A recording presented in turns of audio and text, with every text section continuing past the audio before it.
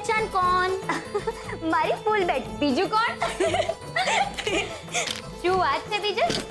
આજે તો તું એકદમ ખુશ દેખાઈ રહી છે. લાગે છે વિઘ્નહર્તા જતા જતા તારા બધા જ વિઘ્નો લેતા ગયા છે. હા, લાગે તો એવું જ છે. વિઘ્નહર્તાએ પણ છે ને કહી દીધું હશે, વિઘ્નો આજથી તમે નાત બાર છો. બાકી તારો ઇન્ટરવ્યુ એકદમ સોલિડ ગયું. હા, લે બોલ.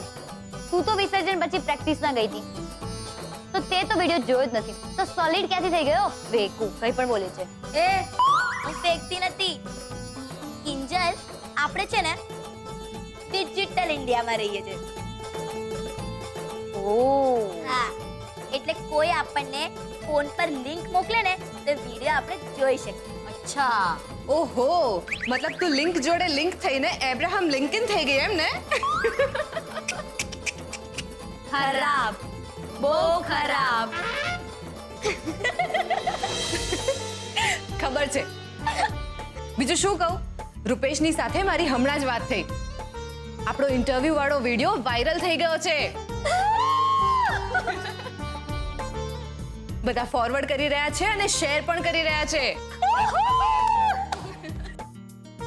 અરે એ તો થવાનું જ. અને તમને ખબર છે મજાની વાત શું છે? શું છે? કિંજલ, તને યાદ છે તે મને ગઈકાલે સમજાવેલું કે બીજલ અપસેટ નહીં થવાનું, સ્વાતિ જીતવા માટે પોલિટિક્સ રમશે. તો આજે તારી આ ફૂલ બેટે એની જ રમત એની જ સાથે રમી નાખી. એટલે એમ સેજલ દીદી કે ગઈકાલે સ્વાતિ મને કિંજલના ફોટા વાળો છાપો બતાડીને હેરાન કરતી હતી ને,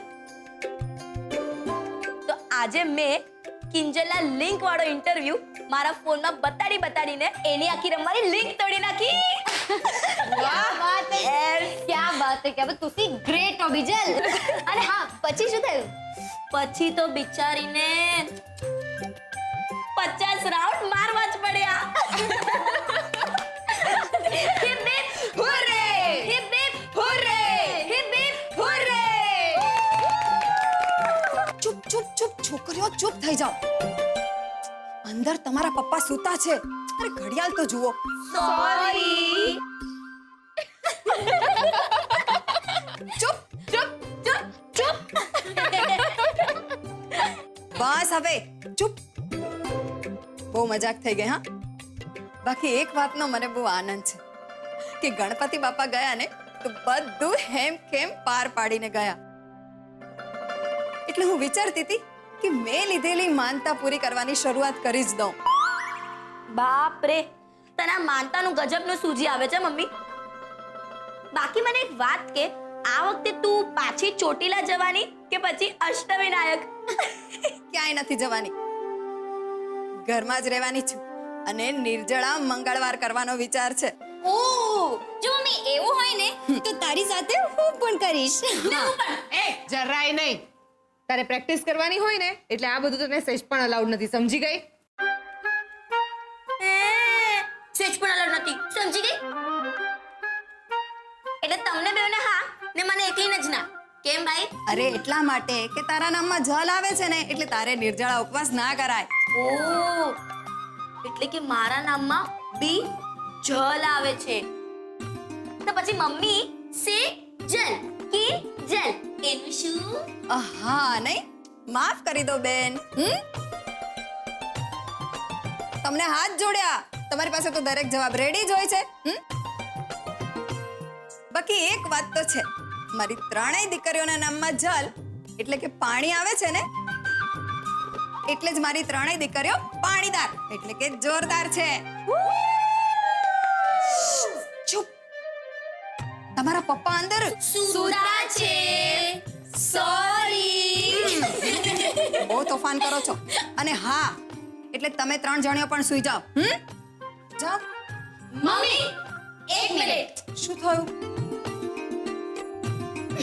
લ્યો સૂઈ ગયા.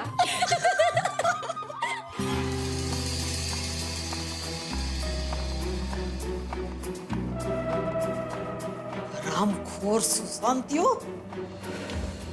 ખબર નહીં ક્યાં મુહૂર્તમાં મેં એને મદદ કરવાનું નક્કી કર્યું પનોતી બેહી ગયો એમ લાગે છે. નહીતર આમ અચાનક ઓદા કોપાયમાન થાય. ને રાઘવ અને રાહુલે ભેગા મળીને કિંજલ ને સુશાંતને પરણાવવાનું જે કાવતરું કર્યું હતું ને એ ગુના બદલ તમને આ સજા કરવામાં આવે છે. અરે પણ અદા ચૂપ ભવાની વાવ. કોઈ વાટકી વ્યવહાર થશે નહીં, કોઈ તમારા ઘરનો ઉમરો ઓળખશે નહીં. તમને આજથી અત્યારથી જ દાંત બાર કરવામાં આવે છે. કિંજલડી નખો દિયાણ આટલા ધજાગરા કર્યા પછી કેવું માથું ઊંચકીને ફરે છે. અને આય મારા કાનુડાને પોલીસ ગોતતી ફરે છે. તમે રાહુલના મમ્મી છો? હા સાહેબ. ક્યાં છે રાહુલ? બોલાવો એમને. રાહુલ તો ઘરમાં નથી અત્યારે. રાહુલે કઈ લીલા રચી છે? બા, તમારા રાહુલે લીલા નથી રચી, કાંડ કર્યું છે, કાંડ. એક મહિલા કિંજલ ભટ્ટને ખોટી રીતે બદનામ કરવાનો કાંડ કર્યો છે. મારી પાસે સર્ચ વોરંટ પણ છે. બાકી રહી ગઈ તી મારા જ ઘરની અપલખની સરોજ. મને કે છે મને કે મારો કાનુડો મારા કારણે મંઠી ગયો છે. હાલી નીકળી છે. આ ઊંધું ઊંધું નહીં બોલો બા. આ બધું તમારા લોકોના કારણે જ થયું છે. તમે અને રાહુલ. અરે મારી માવડી કાંઈ સુસ્તું નથી. શું કરવું? આમાંથી તું સરકવાનો માર્ગ બતાવ. એ મારી માં મારા કાનુડાની રક્ષા કરજે હો. રક્ષા કરજે ની રક્ષા કરજે.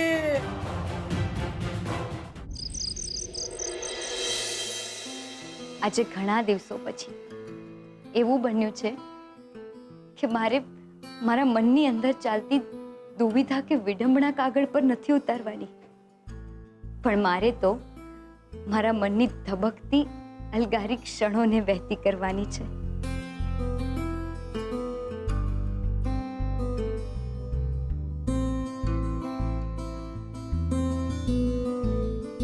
કોઈને માફ કર્યાની એક મુક્તિનો અનુભવ,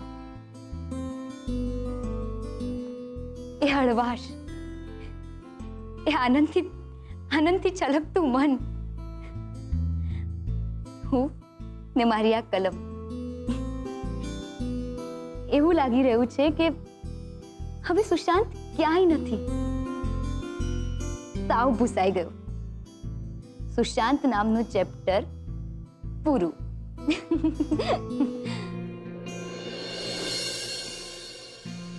તો પછી ખબર નહીં કે હું ઉત્કર્ષ માટે આવું કેમ નથી કહી શકતી કે ચેપ્ટર પૂરું. એ પણ તો મારી માફી માંગવા આવ્યો તો ને. પણ કદાચ ત્યારે મને આ માફી મુક્તિનો મતલબ નહોતો સમજાયો, માફી મુક્તિની સમજ નહોતી. પણ આજે સમય જતા ખાલીપાની સાથે સાથે જીવતા અને એક મિત્રની ઉણપને અનુભવ કરતા કરતા હું આ માફી શબ્દનો અર્થ સમજી ગઈ. બસ હવે પ્રતીક્ષા છે એ દિવસની જ્યારે ઉત્કર્ષ પણ માફીનું મહત્વ સમજી જશે.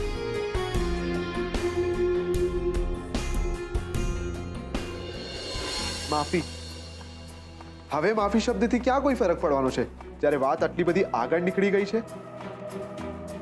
અત્યારના લેટેસ્ટ સમાચાર એ છે કે કિંજલ ફરીથી બચી ગઈ છે. અરે ઉભાડ. અરે હજી આનો ખૂન લાગતો નથી.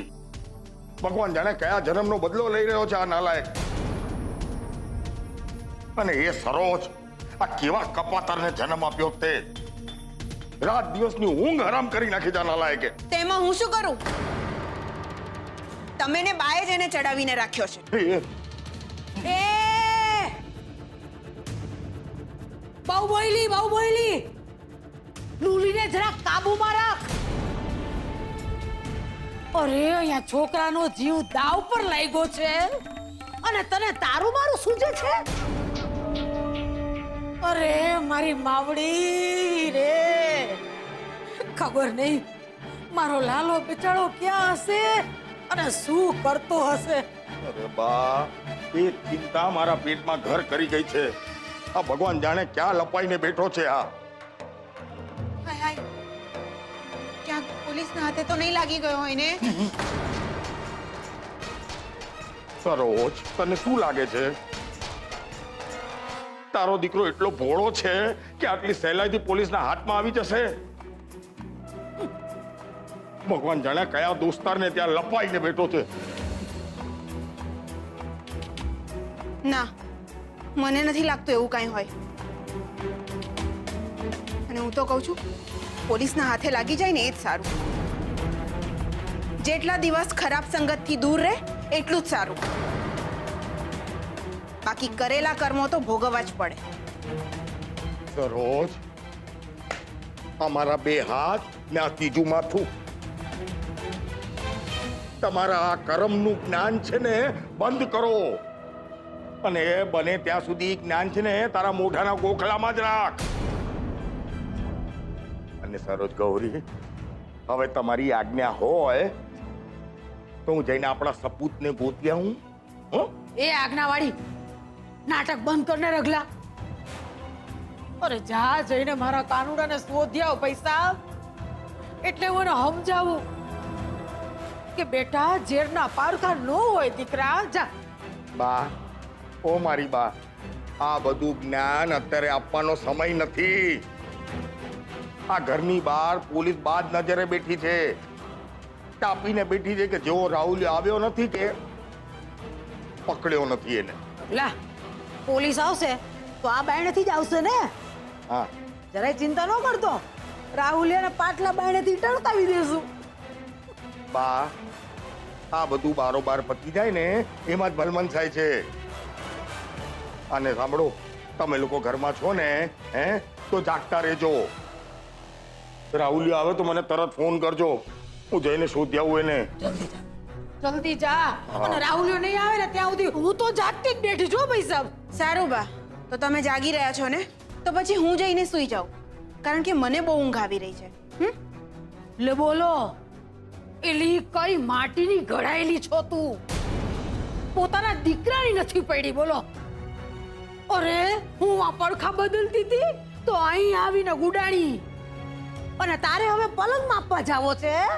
જા જા ઘોરા, અને સપના જો ઉતા ઉતા જા. બા, ખુલ્લી આંખે ખોટી વ્યક્તિઓને સાથ આપવા કરતા બંધ આંખે સપના જોવા સારા.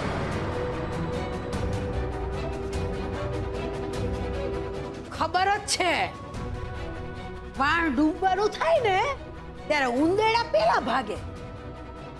જા જા.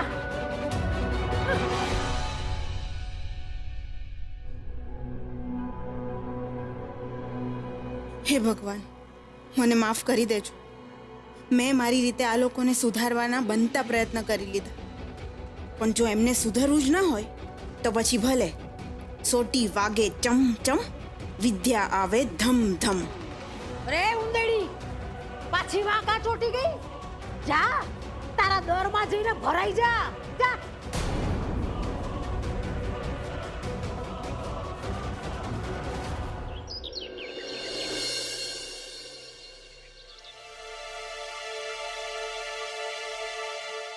શું થયું કિંજલ? કેમ ટેન્શનમાં છે? 10 વાગી ગયા, હજી સુધી ગુલાબ નથી આવ્યો દુકાનની ચાવી લેવા માટે. સોરી કિંજલબેન, ખબર નહીં, આજે મારી આંખ જ ના ખુલી. 9:30 થઈ ગયા અને મને ખબર જ ના પડી. એમ તો ખબર પાડ. ધંધામાં હું આવી કોઈ પણ બેદરકારી નહીં ચલાવી લઉં, સમજો? હશે હવે કિંજલ, ક્યારેક ક્યારેક આવી રીતે 19-20 થઈ જાય. ગુલાબ, ચાવી ત્યાં પડી છે, લઈ લેજા. જરાય નહીં. ધંધામાં 19-20 થઈ જાય એટલે શું? અને મોઢો પડ્યો એટલે શું? હા, ઊંઘ આવી ગઈ હતી, ભાઈ સાહેબને ઊંઘ આવી ગઈ હતી. કહી દઉં છું, ધંધામાં બેદરકારી નહીં ચાલે, સમજો? કિંજલ, શું થઈ જાય છે તને અચાનકથી? અને તું ગુલાબની સાથે આવી કેવી રીતે વાત કરી રહી છે? સેજલબેન, તમે રહેવા દો, આમ મન પર ના લ્યો. કિંજલબેન મારા બોસ છે અને જે મારાથી ભૂલ થાય તો એમને મને ખીજાવવાનો પૂરો હક છે. એમ તો એ હકને નાતે જ કહું છું કે ક્યારેક ક્યારેક ધંધામાં 19-20 થવું જોઈએ. શું? એટલે એમ કે ક્યારેક ક્યારેક આમ મોડા ઉઠી લેવું જોઈએ.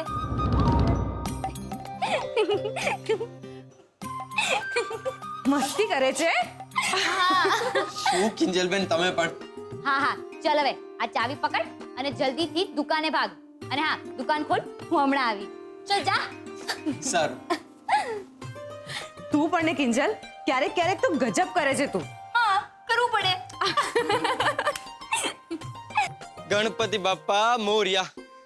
હે બાપા, તમે જતા જતા પણ સરસ કામ કરતા ગયા. રાઘવ કાકાને નાદ બારનો મસ્ત મોદક દેતા ગયા.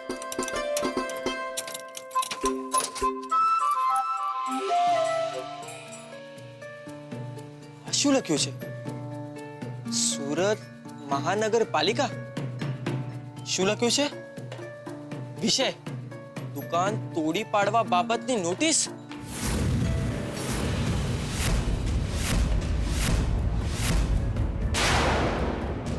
ઉતારીની આ વાત તો મારે કિંજલબેનને હમણાં ને હમણાં જ કહેવી પડશે. કિંજલબેન, કિંજલબેન, તમે જલ્દીથી દુકાને ચાલો. કેમ? શું થયું? હું તમને બધું જ જણાવીશ. તમે જલ્દીથી દુકાને ચાલો. અરે પણ માંડીને વાત તો કર. ક્યાં પાછું છાપામાં નવું તો છપાઈને નથી આવ્યું ને? ના, આપણી દુકાને સરકારી નોટિસ લાગી છે. શું?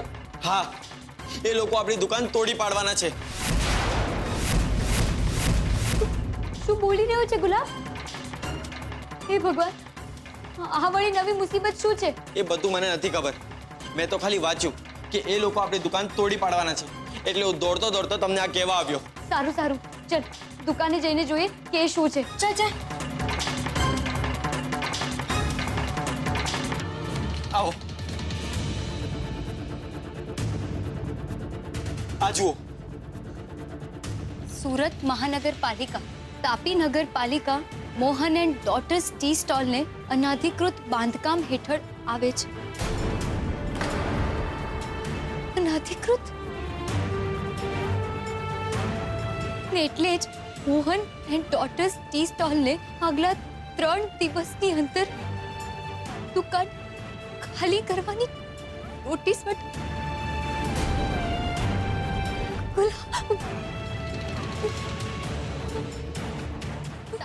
અને આ 3 દિવસની નોટિસ પાછળ સરકારી હેતુ એટલો જ છે ટી સ્ટોલમાં કામ કરતા લોકોની કોઈ જાનહાનિ ના થાય.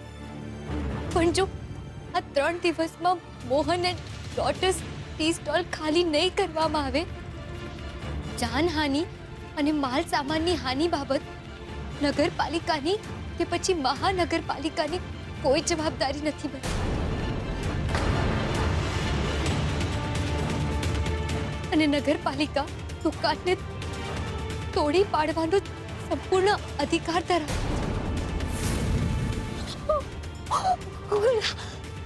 તાપી નગરપાલિકા મોહન એન્ડ ડોટર્સ ટી સ્ટોલને કોઈ પણ જાતની નુકસાનની ભરપાઈ કે બીજી જગ્યા આપવા બંધાયેલી નથી અને આ બાબત કોઈ પણ જાતની બાંહેધરી પણ આપતી નથી.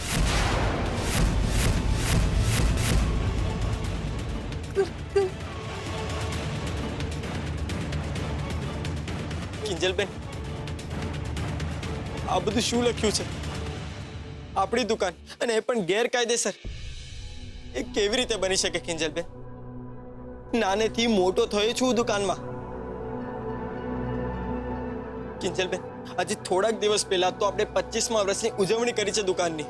ગુલાબ, હું પણ એ જ વિચારી રહી છું. નથી આપણે 1 ઇંચનું છાપરું વધાર્યું કે નથી આપણે બીજો માળ બાંધ્યો. તો પછી આ નોટિસ આવી તો આવી કેવી રીતે? અને પાછું લખ્યું છે કે 3 દિવસમાં દુકાન ખાલી કરવાની છે. જો ગુલાબ, મને લાગે છે અત્યારે આપણે આ બધી વાત કરવા કરતા આ નોટિસનો જવાબ આપવો જોઈએ અને એના માટે આપણે કોઈ સારા વકીલનો સંપર્ક કરવો પડશે. હા.